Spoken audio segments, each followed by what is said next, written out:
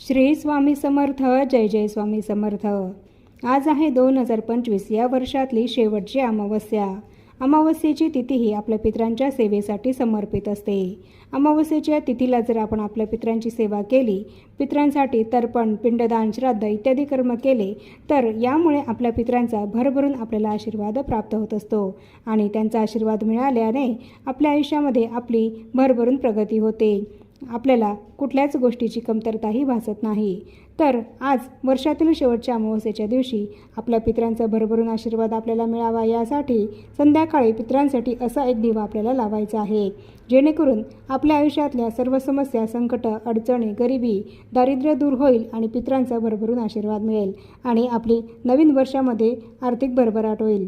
तर हा दिवा कसा लावायचा आहे हे जाणून घेण्यासाठी खाली दिलेल्या त्रिकोणावर क्लिक करा आणि व्हिडिओ पूर्ण बघा. त्याप्रमाणे तुम्ही सुद्धा दिवा लावा.